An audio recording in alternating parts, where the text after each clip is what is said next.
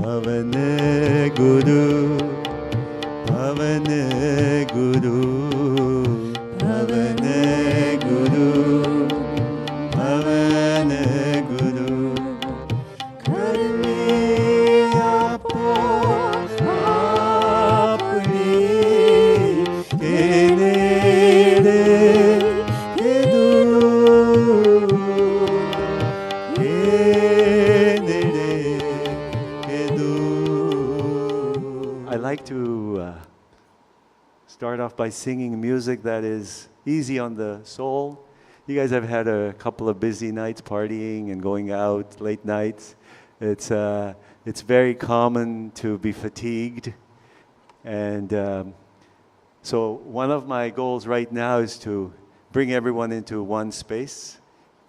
Instead of having multiple thoughts, let's try to see what we can do that is special today that you've never done at a wedding before.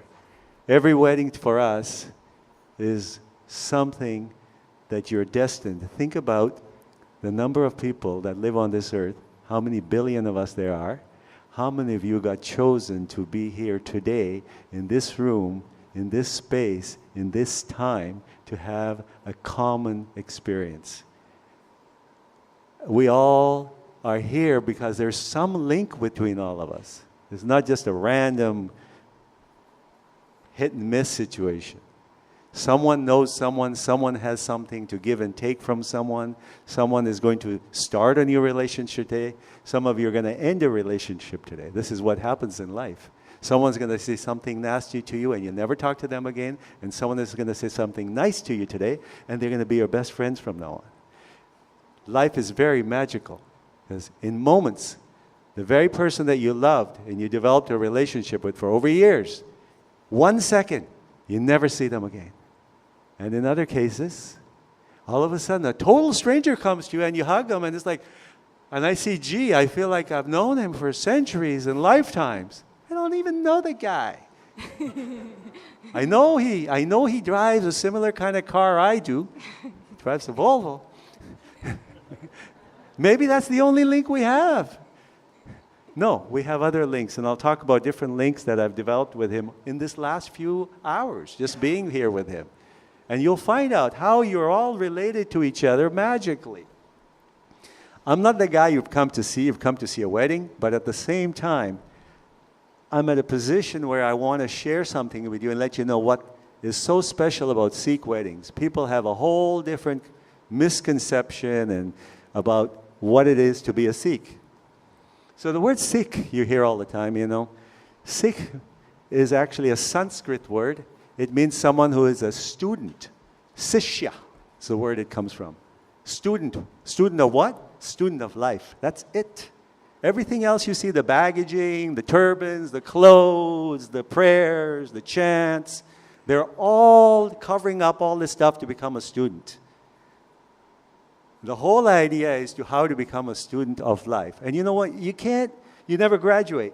It's an ongoing lesson.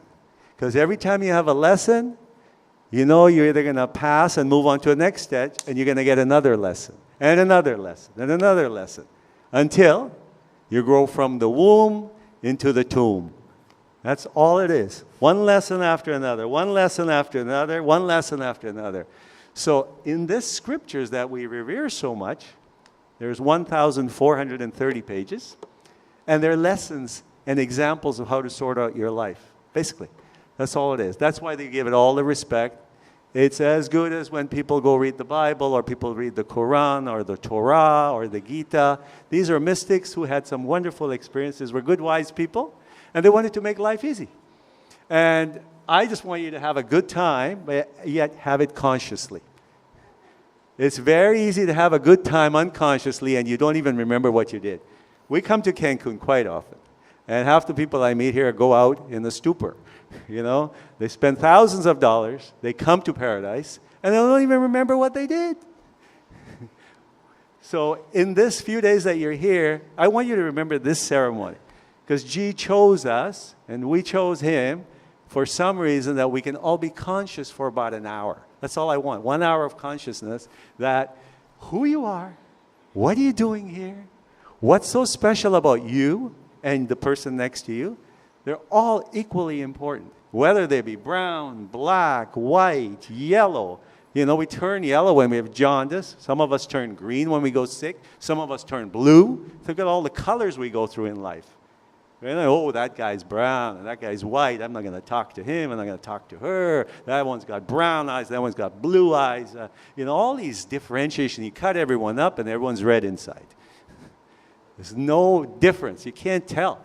I was sitting there and thinking yesterday, you can't tell if it's a black person or a white person crying. You can't tell if it's a black person or a white person sneezing or coughing. You can't tell if it's a black person or a white person who's going to be sitting there laughing. You just can't tell. Yet we have these two eyes that constantly judge and separate. Constantly separate, separate, separate. Instead of unite, unite, unite, unite. So being a Sikh, the real intention of being a Sikh is to unite, is to become one, is to see everyone as your own. We'll say we're all the same, but when it comes down to it, it gets a little dodgy.